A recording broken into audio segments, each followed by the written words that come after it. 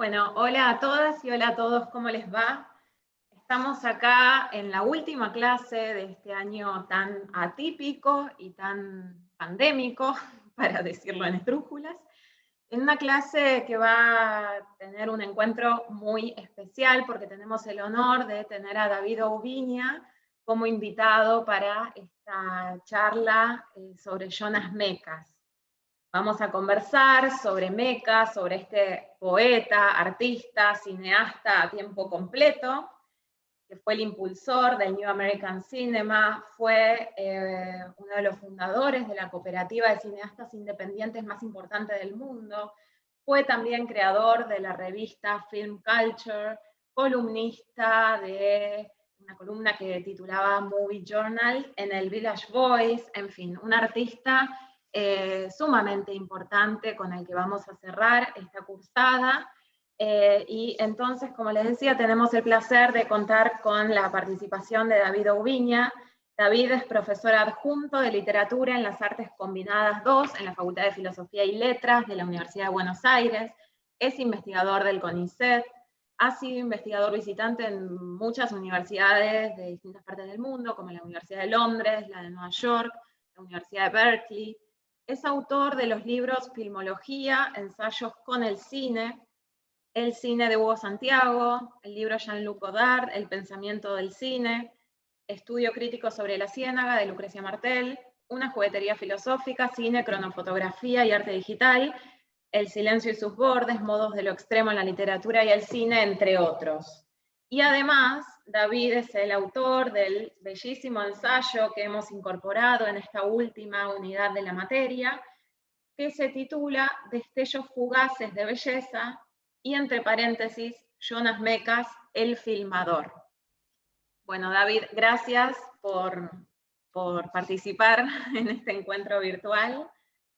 Y propongo que para empezar con esta charla sobre Mekas, hablemos de eso que vos pones en el título de tu ensayo entre paréntesis. Jonas Mekas, el filmador. De hecho, vos decís en un fragmento de tu texto que más que hablar de Mekas, digamos, como un filmmaker, habría que desplazar esa denominación para hablar de Mekas como un filmer. Me gustaría preguntarte a qué se debe esta sutileza en la forma de denominar al cineasta. Gracias por la invitación. Un placer.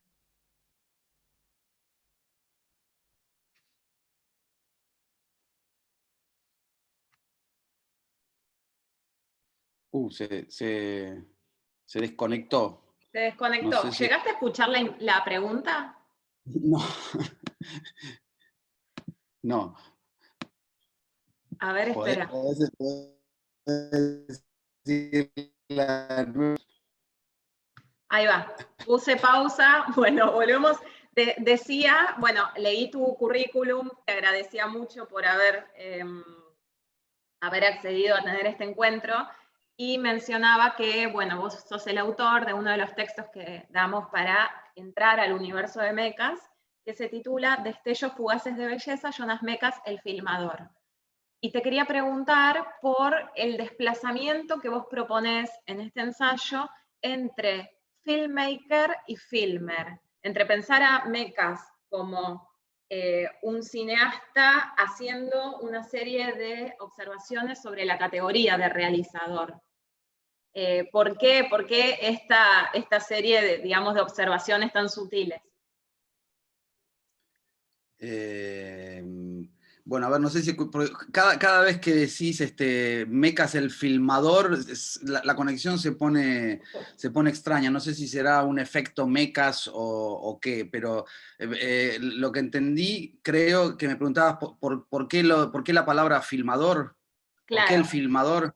Sí. Sí, bueno, en realidad esa es una palabra que él usa, él inventa. Él se autodefine como un filmador, como un filmer, ¿no? En vez de un filmmaker, él se define como un filmer, que es una palabra inventada, medio medio bizarro, ¿no? Pero él dice por ahí en alguna película, dice como qué hermoso que es filmar, ¿para qué hacer películas? ¿Qué necesidad de hacer películas si es tan hermoso filmar, ¿no? Y me parece que lo que él quiere plantear es la idea, o quiere plantear la diferencia entre lo que sería un realizador de películas y un filmador, ¿no? Ujú. Eh, película. La diferencia sería entre un realizador de películas y un filmador, ¿no? Un filmmaker es alguien que hace películas, mientras que mecas o la capacidad de encontrarla. Bassiniano, de ir a encontrar la película que está ahí en la realidad, sino que más bien es como si lo que tratara de hacer es abandonarse a la felicidad que supone encontrarse con el mundo, ¿no? Como si la película o como si el cine fuera solamente un catalizador que permitiera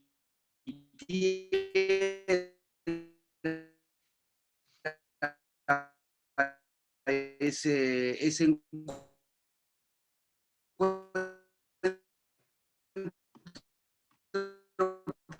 pero que a la vez debería volverse transparente, sentido el que suele utilizarlo es al cine clásico, no procesos de producción de imágenes, sino digo, debería permitir como una fusión, la cámara filmadora, el mundo filmado, ¿no? En ese sentido creo que él es un filmador, ¿no? Como si fuera alguien que tuviera la cámara pegada a los ojos. Si fuera un orador, uno diría que es un orador verborrágico, que no puede parar de hablar, ¿no? Pero en realidad Mecas se dedica a observar, y entonces habría que inventar una palabra que dé cuenta de la verborragia del observador. ¿En qué consistiría la verborragia de un observador? Bueno, mientras no tengamos esa palabra, filmador me parece una buena aproximación, ¿no? a la idea de eso, ¿no? De alguien que lo que le interesa es más que hacer películas, le interesa filmar,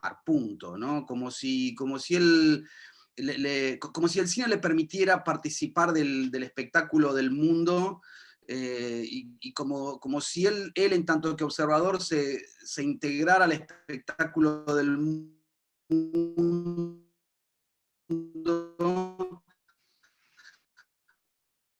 por medio de la pura, que no es un realizador que hace, sino que es alguien que se siente realizado, ¿no? Por el cine. Realizado, digo, en el sentido que tiene la voz pasiva del verbo de alguien que recibe la acción, ¿no? O sea, no es un realizador que hace películas, sino que es alguien que se siente realizado. Realizado incluso en el doble sentido, ¿no? Se siente realizado porque es el mundo el que lo realiza a él, es el mundo el que lo construye a él, pero también realizado en el sentido de que se siente feliz, satisfecho, pleno, ¿no? En ese sentido. No sé, Sí, de hecho, parece que... mientras te escuchaba, decías varias de las cuestiones que me parecen claves cuando decías, bueno, es un verborrágico que mira y que escucha y que tiene una relación de receptividad y de búsqueda ante el mundo, al mismo tiempo que es de una forma muy amorosa. Hay algo ahí en eso del verborrágico que te quería preguntar, que tiene que ver con la forma de su voz, que queda en las superficies de sus películas, plasmada con que es esa voz tan reveladora de una entonación nostálgica, pero que al mismo tiempo es lo que decías vos, de una felicidad ante la vida. Él tiene Ujú. un fragmento en este libro que es Ningún lugar a donde ir, es un libro precioso que reúne la escritura, un registro cotidiano de Mecas durante ese exilio forzado que tuvo que vivir a causa de la Segunda Guerra Mundial, tuvo que irse de su tierra natal, de Lituania, tuvo que exiliarse, estar en campos de trabajo forzoso, estar en campos de refugiados, estar lejos de su lengua, de su familia, y él va contando eso hasta que emigra a América con el plan de irse a Chicago, pero que finalmente cuando llega con su hermano Adolfas a Nueva York, dice, acá nos quedamos.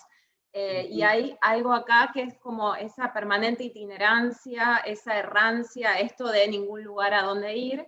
Y sin embargo, uno de los capítulos, después de leer el hambre que pasaron, el tipo de vida durísima, se llama La vida continúa, uno de los capítulos, y cuenta la belleza que es el encuentro con la nieve.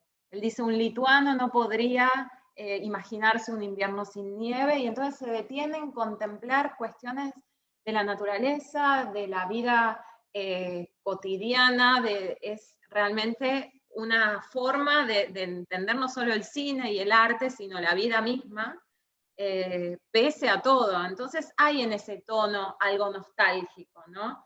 Pero que Sí, al mismo tiempo es muy vital, muy vitalista. tal cual, sí, sí. Eh, Eh, sí, sí.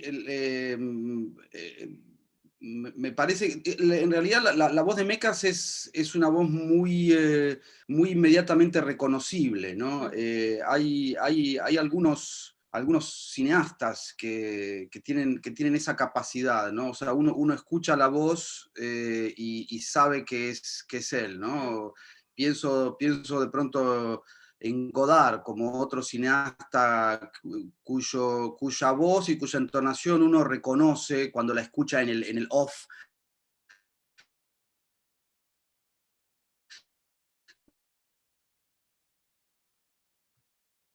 de las películas, ¿no? Godard tiene como una especie de ceseo cuando habla y tiene como una voz abscosa, ¿no? Que tiene eso que vos decís, yo coincido, ¿no? Tiene una entonación muy, muy nostálgica, pero al mismo tiempo esa nostalgia es una nostalgia absolutamente vital,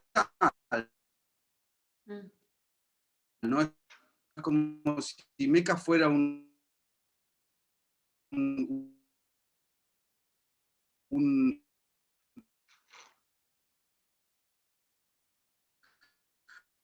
un optimista empedernido, ¿no? Un resiliente evidente que es un hombre que ha tenido una vida y que siempre tuviera una especie de capacidad infinita para siempre el lado bueno de las cosas, ¿no? Sin que eso lo convierta en un optimista tonto que siempre ve el vaso medio lleno cuando también puede estar medio vacío, sino que en realidad lo que hay es como una especie de sed, ¿no?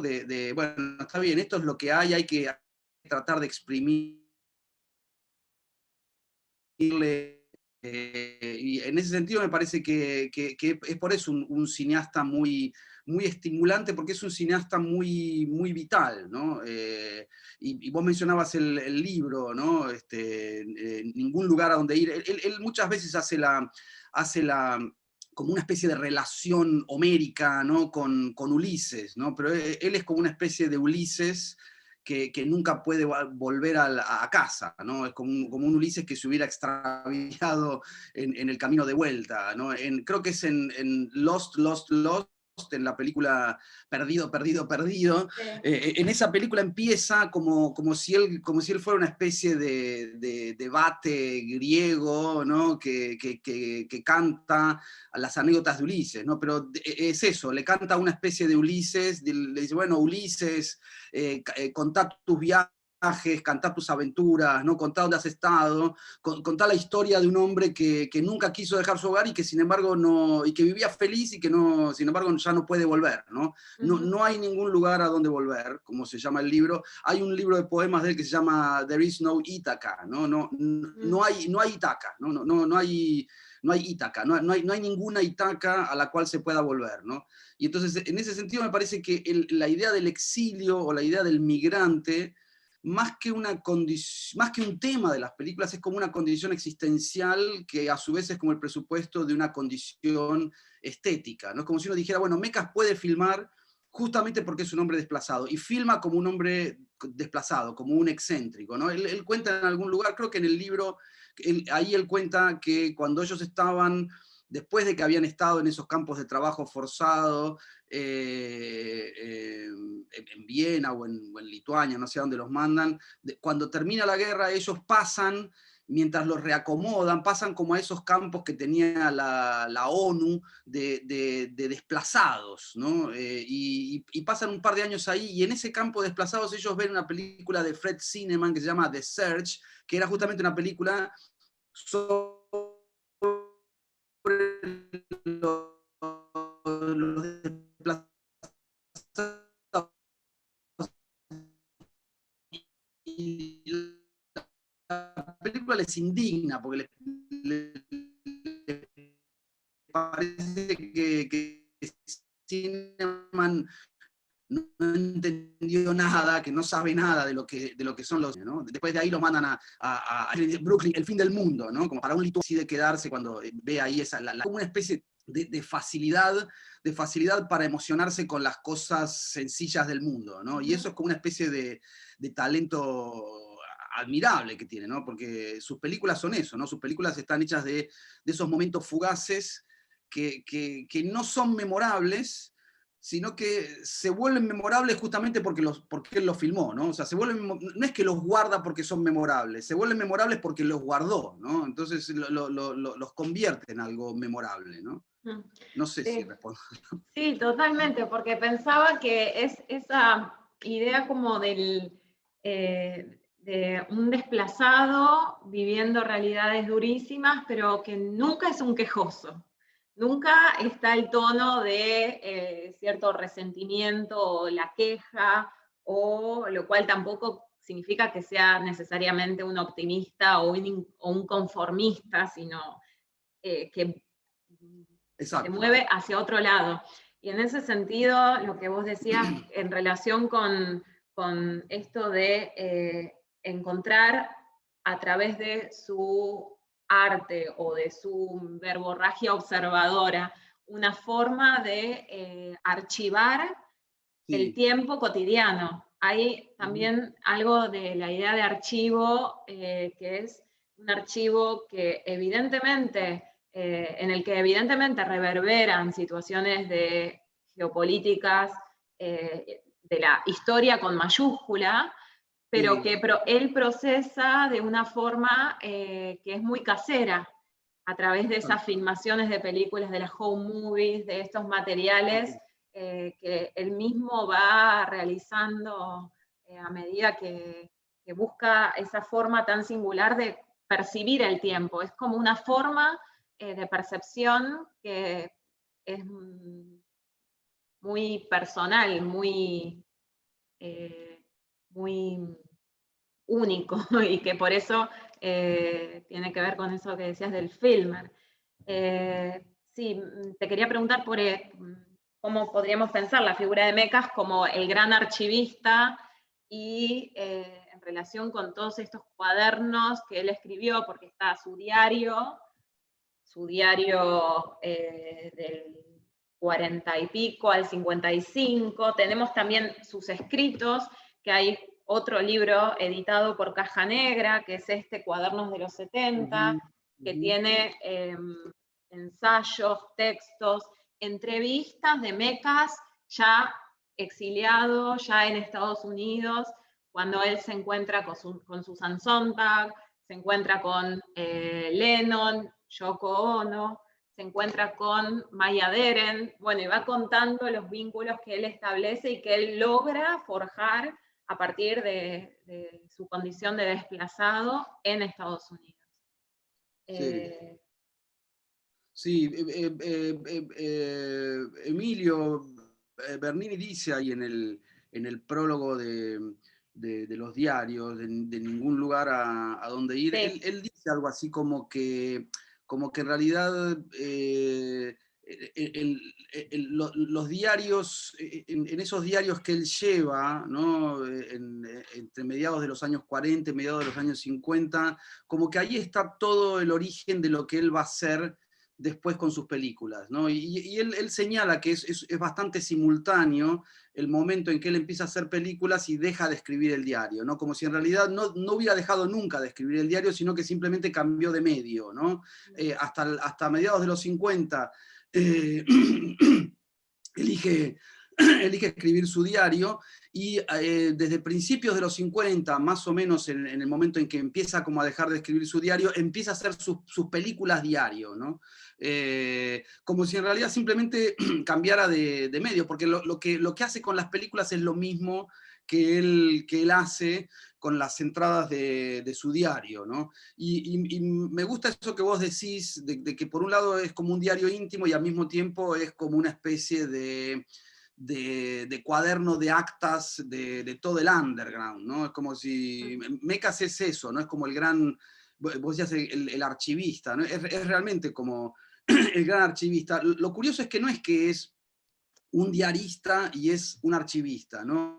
En realidad su forma de ser el gran archivista del cine de la vanguardia es escribiendo su diario íntimo, ¿no? Es como si él descubriera esa conexión secreta que hay entre lo personal y lo colectivo, ¿no? O sea, cuenta su historia individual, que es de alguna manera una especie de autobiografía colectiva de la vanguardia, ¿no? De todo el under neoyorquino. Si uno quisiera si uno quisiera ver cómo era, ¿no? De la misma manera que, qué sé yo, éramos tan niños, que es como una especie de autobiografía, o de su relación con Robert Mapplethorpe. En realidad uno lee ese libro, que es una autobiografía, pero es como una especie de autobiografía colectiva del punk neoyorquino de los 80, ¿no? Y me parece que acá él tiene eso, ¿no? Él es como Andrew Sarris, que trabajó mucho tiempo con él en Film Culture y que sin embargo no tenía nada que ver con, o sea, ahí donde Sarris era como un amante del cine clásico norteamericano, Mekas era como, era el cineasta experimental de la vanguardia. Sarris dice, bueno, Jonas, dice Sarris, Jonas era el gran evangelizador, ¿no? Como una especie de místico, ¿no? Como una figura que nucleaba a su alrededor toda la vanguardia. Y de hecho las películas de Mekas son como eso, ¿no? Como pequeños apuntes, ¿no? El cumpleaños de John Lennon, Andy Warhol, Masiunas, o sea, tiene un montón de películas que son como si fueran mini biopics de los personajes, Nam June Paik, ¿no? Toda la gente que era la vanguardia, la gran vanguardia que en los años 60 estaba en Nueva York.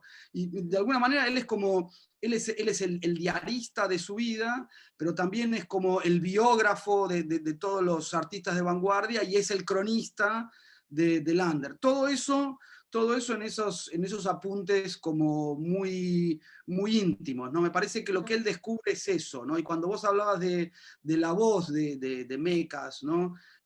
Yo no me acuerdo, pero en el artículo creo que yo digo, a mí lo que me impacta o lo que me impactaba de la voz, es esa cosa, primero es ese tono susurrado que tiene, ¿no?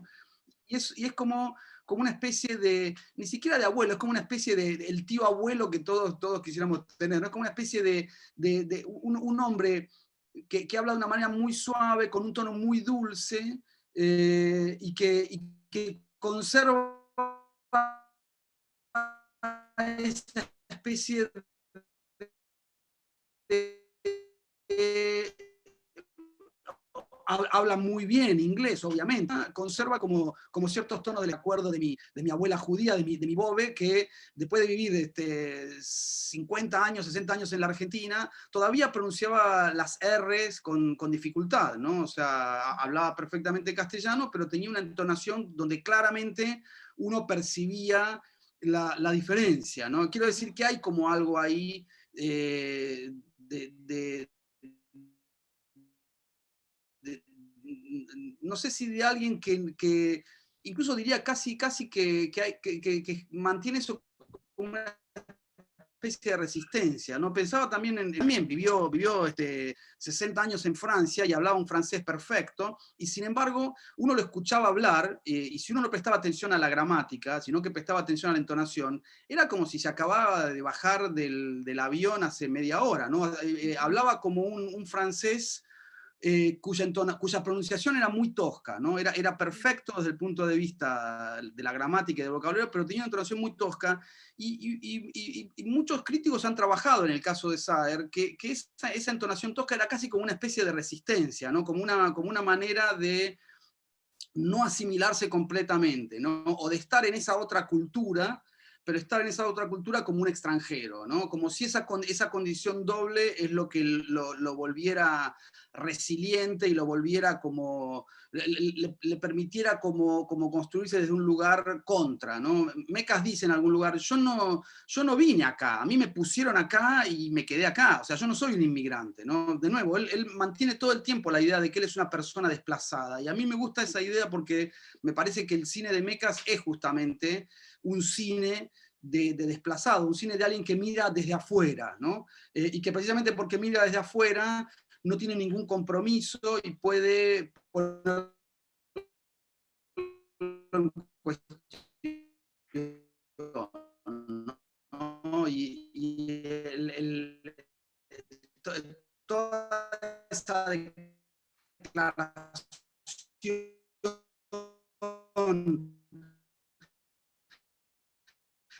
tan rimbombante del New American Cine, que él de, bueno, nosotros no queremos en los años 50 frente a esos cineastas que eran como los rebeldes de Hollywood, ¿no?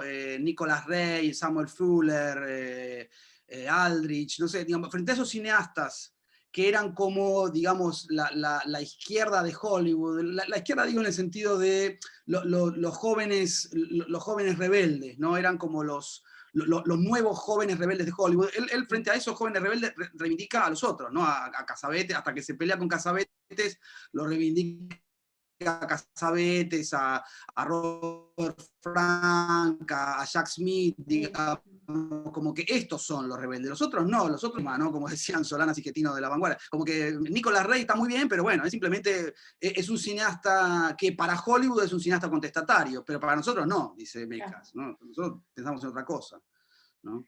Sí, bueno, genial, David, lo que estabas diciendo, porque de hecho yo una de las cuestiones que tenía ganas de conversar con vos era cuál era su relación, la relación de Mecas, con la modernidad cinematográfica o con los nuevos cines, y bueno, en relación con el nuevo Hollywood, es lo que vos recién justamente decías, y cómo él busca o se vincula por otro lado. Hay Sí, otras dos cuestiones que me interesaba retomar de tu texto. Una es que vos decís, hablando de reminiscencias de un viaje a Lituania, que es la película que estamos viendo en relación con Mecas en esta unidad, decís que se pueden pensar ciertas cuestiones formales, no considerando que el plano es la unidad mínima, sino el fotograma.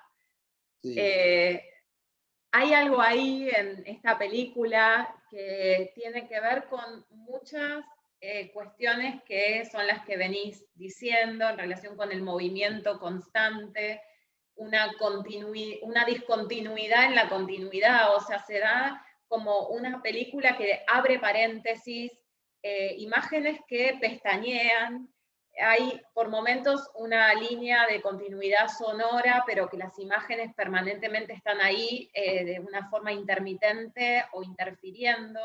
Nunca hay una relación de ilustración entre lo que vemos y lo que la voz va narrando.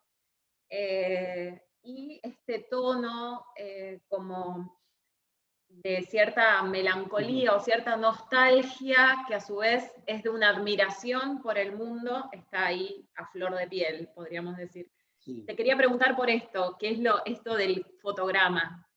Sí, sí.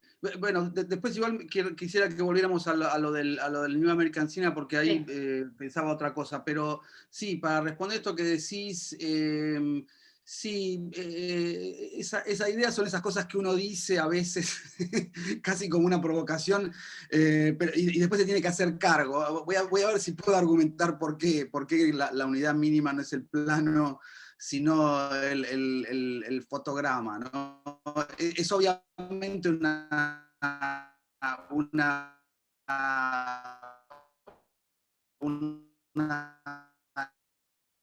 hipérbole, no es una exageración, pero yo creo que, digamos, si uno le quita ese lado más extremo sería algo erróneo. Creo que intentaba decir cuando planteaba que en el sentido de que las imágenes de las películas de mechas muy a menudo funcionan como si fueran instantáneas, ¿no? Como capturas, como recortes, no como si él filmara,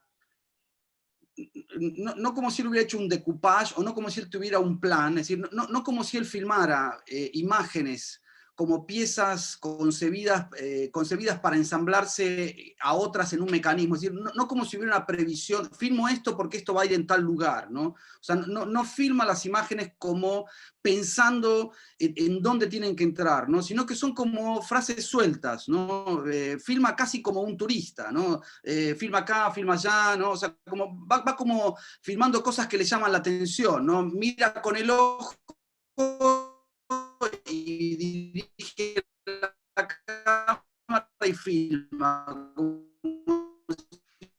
si fueran eh, pequeños chispazos, ¿no? En ese sentido yo decía que eran más como fotogramas que como cuando uno ve un plan de la síntesis de los fotogramas proyectados a determinada velocidad, de modo tal que ponen una imagen en movimiento. Y es justamente la interrupción de ese como un fragmento, como las imágenes de mecha son como fragmentos, son como imágenes sueltas que muestran lo que no se puede ver en el continuo, aunque lo que estamos viendo es un continuo, ¿no? Pero es como si hubiera una tensión ahí entre la continuidad y la discontinuidad, ¿no? Él usa muchas veces la cámara rápida, la filmación cuadro a cuadro, o un tipo de montaje muy entrecortado, imágenes que son como a menudo muy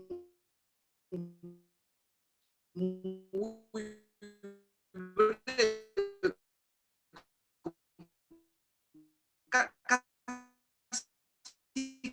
como,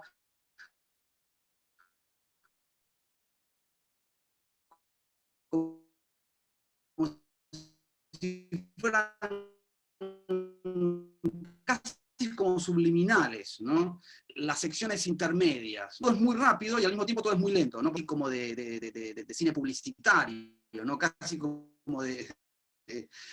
las imágenes por donde se acomodan, uno puede percibir como la detención, ¿no? Es muy raro, ¿no? No sé si lo puedo explicar bien, habría que mostrar la película, pero digo que en el sentido de que me parece que él, cuando yo digo que los planos de él tienden a lo fotogramático, lo cual sería quizás mejor que decir que la unidad mínima es un fotograma, ¿no? Quizás más bien es que son planos, pero que son planos cuyo extremo, cuyo desideratum, cuya ambición sería convertirse en fotogramas, ¿no? Como si la ambición de Meca fuera hacer una película que estuviera toda hecha de fotogramas, pero que de todos modos se pudieran ver, ¿no?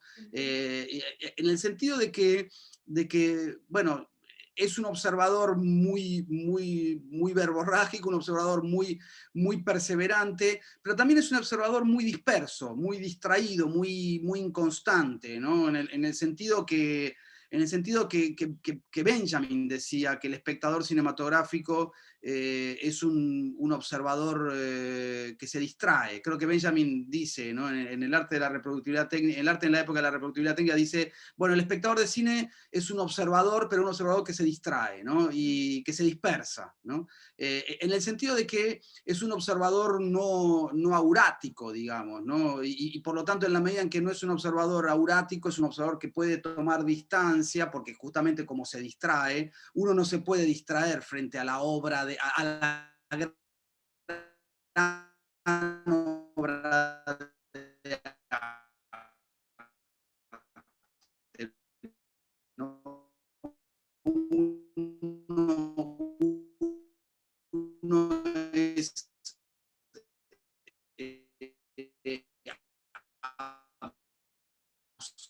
absorbido por la obra,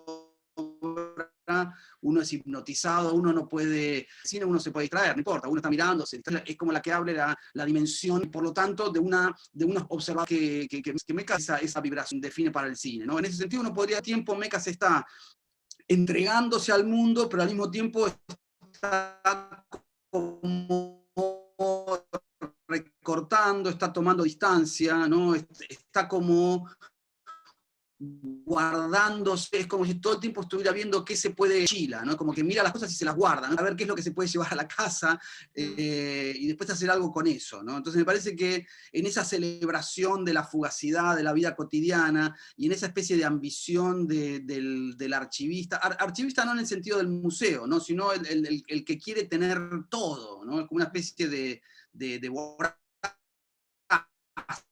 ¿no? Y me parece que ahí es donde uno descubre quizás si uno quiere ver cómo era la vanguardia de los años 60, no solamente la del cine, ¿no? Si uno quisiera ver cómo era la vanguardia, está ahí.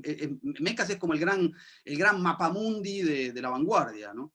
Sí, de hecho, Pablo Marín, con quien en el encuentro pasado estuvimos charlando sobre el cine de Brakhage, dice que en la introducción a este otro libro, que, bueno, él fue el traductor, de hecho, de estos cuadernos de Mecas de los 70, Claro, 60, claro. dice que Mecas se puede pensar como el gran vocero cultural de su generación. Sí. En ese sentido, sí, totalmente. Y lo que vos decías, yo recién pensaba mientras te escuchaba, que claro, Mecas es este observador distraído y en ese sentido también, digamos, se diferencia de otras formas de pensar la relación con el mundo, que tampoco es un observador maquínico, o sea, no, quiero decir, No. esa libertad poética que él tiene al momento de escribir crítica y de escribir sus diarios y de registrar, en un sentido no automático, el entorno, tiene que ver con algo que él cuenta en el momento en que está hablando en este libro de Ningún lugar a donde ir.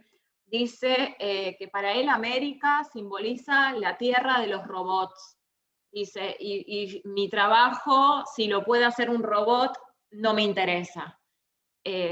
Finalmente, él viaja y trabaja, tiene varios trabajos por necesidad que tiene que hacer en fábricas, primero montando, armando juguetes en miniatura, después entra en una fábrica de Pepsi y tiene que pegar etiquetas, y entonces ahí se ve como esa relación de la máquina con su cuerpo que le provoca una profunda infelicidad en alguien que es un espíritu libre, ¿no? Y que busca justamente la belleza del mundo, que no es la que está subsumida bajo esa forma de la industria, de la producción industrial en cadena.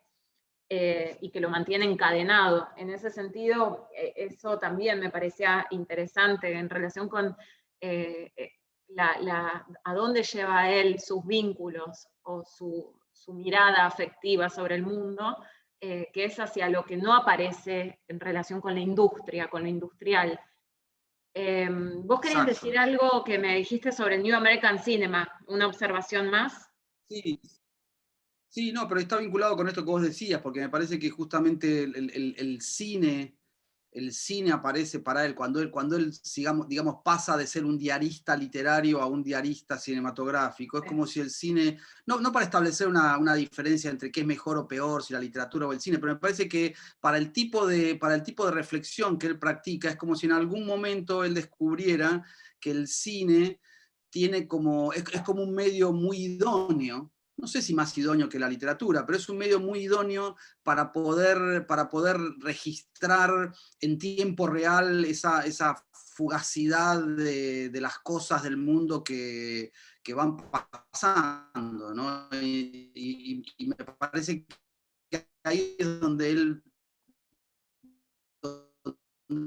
él advierte que el cine puede constituirse como una herramienta política, etiquetas de las botellas, como si él encontrara una especie de escape, que no es un escape en el sentido de una fantasía, sino un escape en el sentido de salirse, de correrse, y de poder mirar eso como desde afuera, ¿no? O sea, sobre todo pensando en la idea del cine, que es justamente un arte muy industrial o muy industrializado, que lo era sobre todo en los Estados Unidos, todavía en los años 50, ¿no? Si uno pudiera pensar, bueno, ¿cuándo se inventa el cine independiente? Bueno, se inventa ahí, ¿no?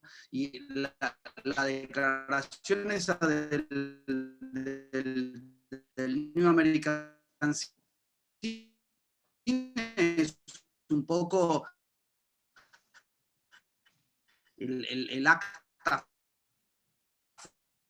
fundacional de lo que sería, cuando él escribe sobre él dice, bueno, una película que cuesta 15, él dice, es una película financieramente imbatible, la televisión no la puede matar, el público que no la quiere ver no la puede matar, los distribuidores no la pueden matar, es una película libre, dice él, ¿no? Y él tiene una gran pelea con Mecas, con Cassavetes, él es el gran promotor de Cassavetes, cuando Cassavetes hace, filma Shadows, la primera versión de Shadows, Sí.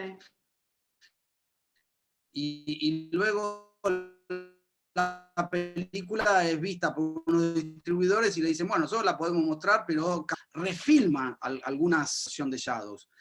Y Mecas dice que el día que él ve la película, la segunda versión de esa película que él había defendido tanto un año antes, Mecas ahí corta toda relación con Cassavetes, porque justamente es como si Cassavetes se hubiera vendido al enemigo, o sea, hizo lo que él dice que no hay que hacer. Esto al margen del talento o la calidad de Cassavetes como cineasta, que es un director que a mí me fascina, pero quiero decir que entiendo por qué Mecas puede enojarse con Cassavetes, en la medida que, justamente, lo que tenía de bueno tu película era que entraban los micrófonos en cuadro, que había plano fuera de foco, digamos, todo eso que sería, digamos, lo criticable desde el punto de vista de la industria, desde el punto de vista del cine comercial, convencional, es justamente lo que a Mecas le gusta. No es que a Mecas le gusta la película de Cassavetes a pesar de que haya fuera de foco. Le gusta justamente porque hay fuera de foco, porque ese fuera de foco es como la prueba de que hay una especie de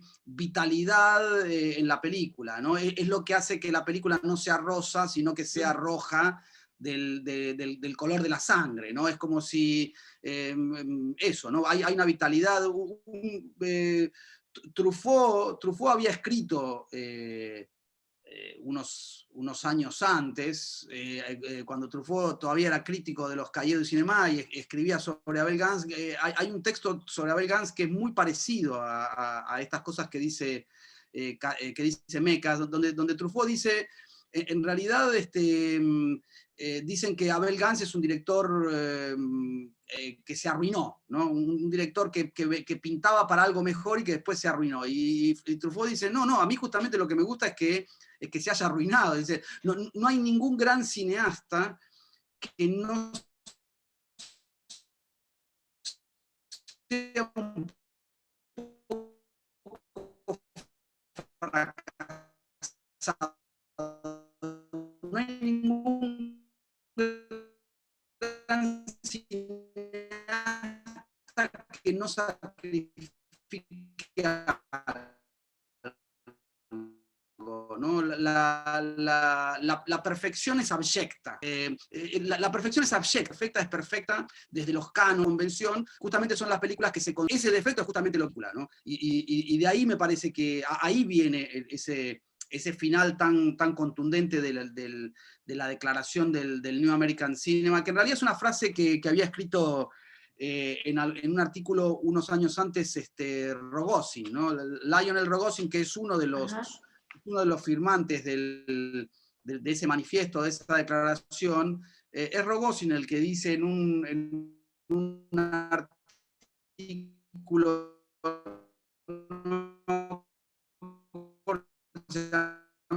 algo así como el cine o algo así.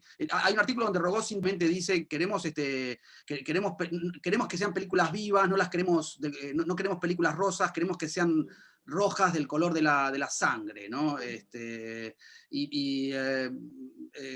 Me parece que ahí está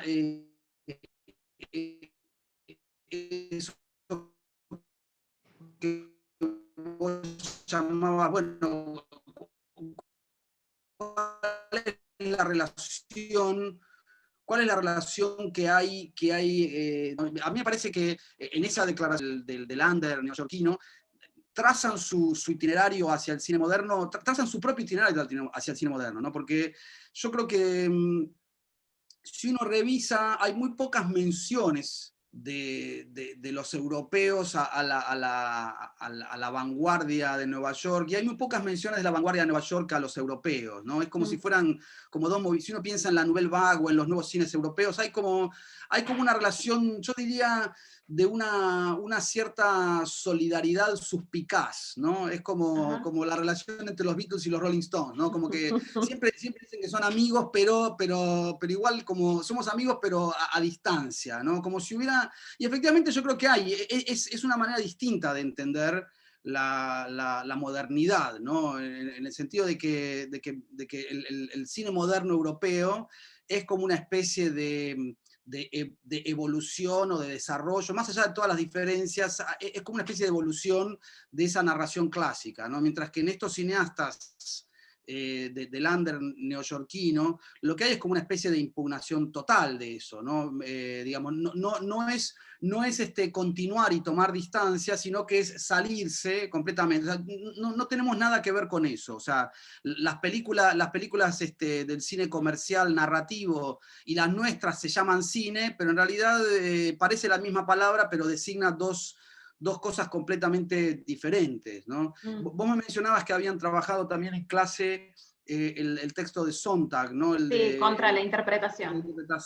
Y mencionabas recién también, ¿no? La relación de Mekas con Sontag. En este libro, él charla con Sontag, hay una entrevista en la que habla de, bueno, a él no le gusta la película. La película que acaba de hacer Sontag, ¿no? Él dice, bueno, yo estoy en otra, le dice él, ¿no? Algo así, ¿no?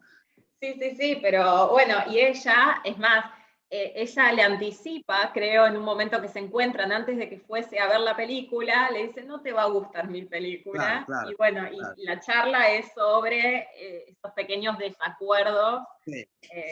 Bajo Bueno, pero ahí es interesante, porque en realidad, digamos, Mekas, que no es norteamericano, por lo menos no de nacimiento, en un sentido tiene una sensibilidad muy propiamente norteamericana, ¿no? De la vanguardia norteamericana. Y Sontag, que sí es norteamericana, pero al mismo tiempo es como la norteamericana más europeizada. Es interesante esa relación, porque ellos tienen una relación, como decís vos, ¿no? De ciertos desacuerdos, de ciertos desencuentros, pero al mismo tiempo también tiene una relación de ciertas alianzas, ¿no? Sontag hay una figura muy particular porque es como si fuera quizás el eslabón entre la modernidad, estoy improvisando, pero es como si fuera el eslabón entre la vanguardia, entre la modernidad de la vanguardia norteamericana, entre la vanguardia del pop norteamericano y la modernidad de los cines modernos europeos, ¿no? Porque es como si Sontag fuera la que puede escribir un artículo, tiempo puede escribir sobre la vanguardia de contrainterpretación.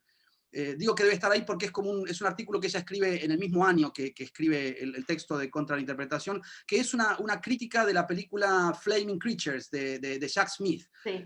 Jack Smith es uno de estos cineastas de vanguardia, uno de los protegidos de Mekas. Hay todo un episodio con esa película porque el día que pasan Flaming Creatures es del año 63 o 64. Cuando pasan esa película, Mekas, que defiende esa película mucho más que el propio director, Mecas tiene un proceso judicial, va preso.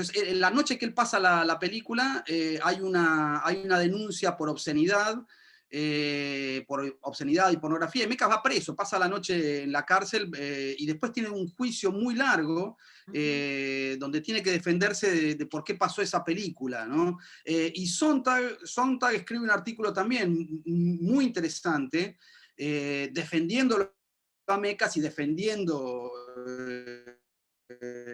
la película. Y lo que Sontag dice ahí, el artículo creo que es un poquito anterior al de Lo vamos contrainterpretación, a es buscar. como si... Sí, sí. Sí, Sontag dice ahí como algunas cosas que están como dichas de manera más elaborada, o están dichas de manera mejor, menos a las apuradas, pero dice algunas cosas que son las que va a decir después, que va a decir después mejor, o antes, no sé, creo que después, creo que el contrainterpretación es un poco posterior, es como Es si del fuera un laboratorio 64, de algunas ideas, ¿eh? del 64, el El de artículo. contra la interpretación. Bueno, y la película de Jack Smith es del Sí. 63, o sea que yo creo que debe ser, digo, el artículo de Flaming Creatures es un poco, es menos elaborado, es un artículo, digamos, al que ella le ha dedicado obviamente menos, es una reseña de la película, por eso digo que creo que debe ser anterior, podría no ser anterior, pero si no es inmediatamente anterior, es inmediatamente posterior, y lo que interesa, digo, es que es como si en ese artículo ella planteara de una manera más en borrador algunas ideas que están más perfeccionadas en el artículo de contrainterpretación, porque ella habla ahí como del surgimiento de una nueva sensibilidad. Incluso ella no solamente separa la película de Jack Smith respecto de, obviamente, el cine más comercial, o del cine de los rebeldes de Hollywood, sino que también incluso hace como una distinción entre lo que eran las películas de la primera vanguardia, la vanguardia de Maya Deren o de Kenneth Anger, ¿no? Como que dice, bueno, en realidad las películas de Deren y de Kenneth Anger eran películas de vanguardia, pero que justamente hacían un punto en tratar de buscar una imagen muy pulida, muy limpia, ¿no? O sea, Deren trataba de trabajar el sonido, ¿no? Para que parezca un sonido profesional, digamos. Y en cambio, lo que a ella le gusta en la película de Jack Smith, como lo que le gusta a Mecas en la primera versión de Shadows, lo que le gusta justamente es que es una película muy cruda, muy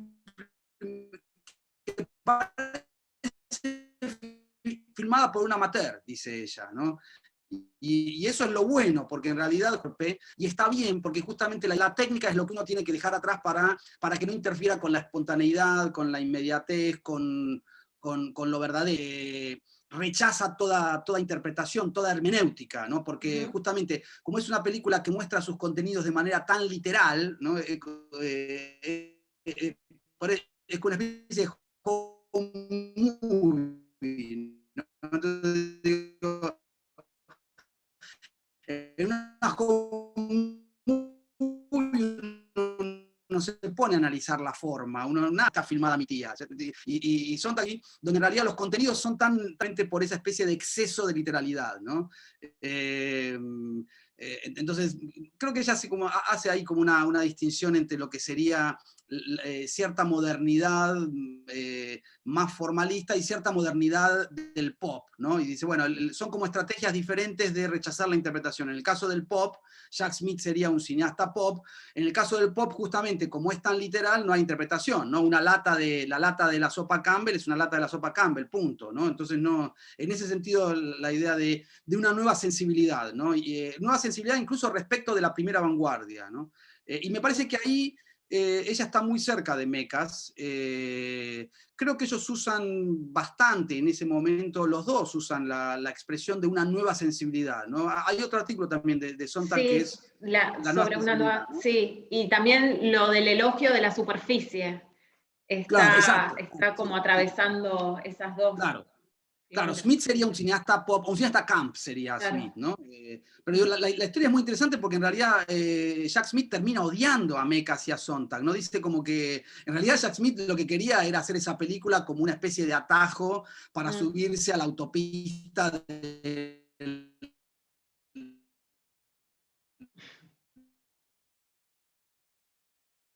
la del éxito artístico, ¿no? Y en realidad el medio como que termina quejándose, escribe sobre Sontag, diciendo como que ellos le arruinaron de paradigma del cine underground, ser un cineasta exitoso, ¿no? Y es como que me arruinaron la carrera, porque con esa película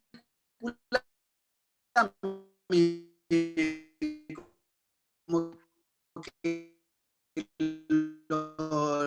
lo instalaron en un lugar, ¿no? Pero digamos, de apóstol, ¿no? Que en algún momento, ¿no? Esta vanguardia hace un camino de modernidad que es diferente al camino de la modernidad de los nuevos cines, ¿no? Me parece que, de nuevo, o sea, como que toda la cultura de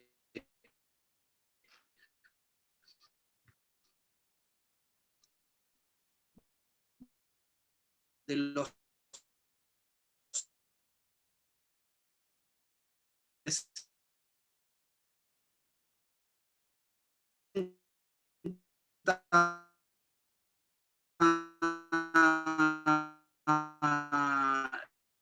neoyorquino pasan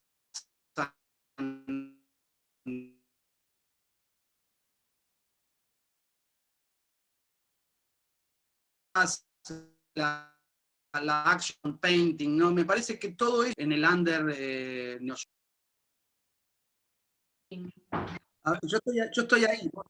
Ah, bueno, ahora sí. No, Sí, de repente yo escuché me cerró hasta que me cerró el pico. el action painting y después se No, detuvo. hasta ahí llegué porque ahí llegué porque Sub me cortó el pico. No, nada, para cerrar la idea digo eso, que me parece que el tipo de vanguardia con la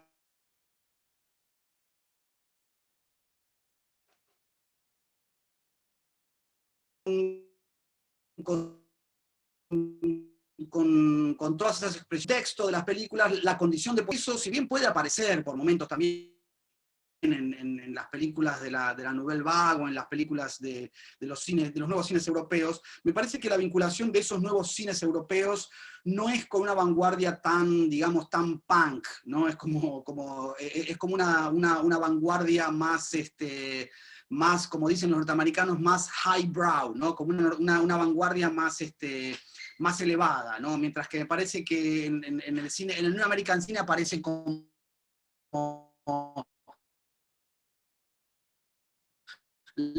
la, la mugre de la vanguardia, ¿no? Bueno, un camino paralelo, pero al mismo tiempo. Sí, eso. No, sí, y la relación con la cultura de masas es otra, totalmente distinta. Por más que cuando te escuchaba como poniendo a Susan Sontag como una figura, medio un umbral entre Europa y el pop art o Fluxus o el New American Cinema, como esas formas, esos movimientos artísticos norteamericanos, pensaba en que hace poco circuló un video en YouTube, o sigue estando, en el que están Susan Sontag, Agnès Varda, otra de las cineastas a quien reconocemos de inmediato por el tono de su voz, por su tarareo, ¿no? Como es otra de las que vos, Godard, Mekas, Varda, me parece. Sí, sin duda. Y que están ahí charlando con Susan Sontag, cada una en una forma muy, digamos, distinta, Sontag desde Estados Unidos, Verdad, pero bueno, están ahí como circulando a su vez sus producciones. Pero sí, totalmente, desde Estados Unidos, una relación directa con la cultura de masas, con la industria cultural, sí. Y en Europa sí. Es como otra tradición, claro, otra ahí también es un ¿no? personaje muy interesante. Sí. Sí, Varda ahí es una figura muy interesante también por eso, porque Varda también como cruza el charco, ¿no? O sea, Varda es una cineasta europea que se instala en los Estados Unidos y que se fascina con todo ese momento de la contracultura y los Black Panthers y todo eso. En ese sentido sí. Es como una figura, sería como el complementario de Sontag, ¿no? los que van de un lado a otro, ¿no? Sí. Pero en el caso de Mecha yo creo que hay como una cosa mucho más netamente, no porque no percibiera esos nuevos cines europeos y no porque le disgustaran esos nuevos cines europeos, pero es como si él dijera, bueno, yo hago otra cosa, ¿no? O sea, incluso la misma figura, del cineasta, toda esa idea que la Nouvelle Vague es, ¿no? En Mecas es completamente diferente, ¿no? En primer lugar, él no tiene ninguna relación y no le interesa tener ninguna relación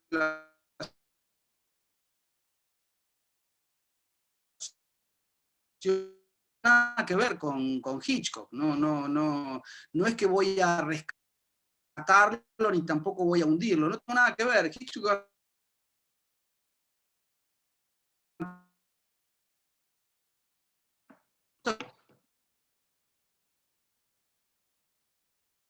no es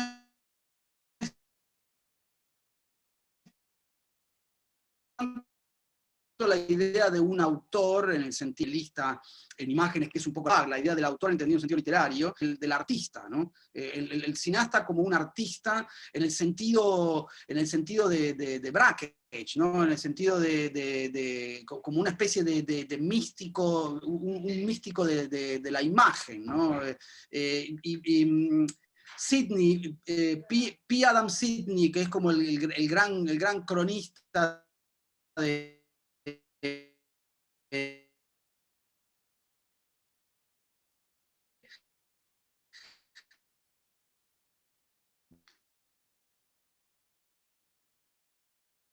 Lander, como Mecas y como Hollis Frank, son como visionarios. Waldo Emerson, ¿no? el gran norteamericano, ¿no? Que tiene un ensayo que se llama The Poet, ¿no? Emerson. Y Sidney dice eso, dice, bueno, Mecas, Brakhage, Hollis Frampton, hay que meterlo en la misma tradición de Emerson o de Walt Whitman, ¿no? Esa idea del poeta como una especie de místico cósmico, ¿no? Y Mecas entra muy bien en esa figura. No sé si todos los, bueno, Brakhage también, pero no sé si todos, pero Mecas entra muy bien en esa idea de que es como una especie de eso, ¿no? De místico, ¿no? Como si el cine fuera un espacio de revelación, no de construcción artística, ¿no? En todo caso, lo artístico o lo estético viene por añadidura en la belleza de la revelación, ¿no? Pero lo que hay primero es esa idea de como una especie de iluminación, ¿no? Sí. Y en ese sentido, digo, es muy distinto a los nuevos cines europeos, ¿no? Digo, Godard dice en una de las películas de esa época, dice, bueno, nosotros somos los hijos de Marx y de la Coca-Cola. Sí, pero en realidad no tanto Coca-Cola, ¿no? O sea, después en la práctica, en la película, no aparecen las latas de sopas Campbell, ¿no? Salvo hay algún momento que Godard se vuelve más pop, pero digamos que en general va por otro lado, ¿no? Mientras que Mecas está completamente, bueno, no sé, eso. Bueno, David, muchísimas gracias. La verdad que me parece genial cerrar este encuentro tan generoso. De vuelta, un honor haber estado acá brindando con mates en pantalla de por medio. Salud. Salud. Con esta imagen del Mecas panteísta o del Mecas místico, Está muy bien. que de alguna forma, bueno, nos trae esas reminiscencias de un viaje sin ningún lugar a donde ir, pero que a su vez está abierto a explorar la belleza del mundo, y creo que es una actitud ética y estética ante la vida que es maravillosa. Así que bueno, gracias David de vuelta por acompañarnos en este encuentro. Y bueno, y a todas y a todos están invitadas desde ya a leer, a ver las películas y a volver a ver las películas y a volver a verlas una y otra vez. Sobre todo eso, porque todo esto sirve si en realidad a mí me parece que todas estas conversaciones sirven si a alguien del que escucha se le ocurre que estaría bueno por ahí ir a ver alguna de esas películas. Absolutamente. Si alguno va a ver las películas ya nos podemos sentir satisfechos. Sí. Así que bueno, y gracias a vos por la invitación, Julia. Me alegra que podamos poner esta conversación en el continuo de nuestras charlas. De una. Bueno, gracias, David. Entonces Por me nada. despido y nos estamos viendo.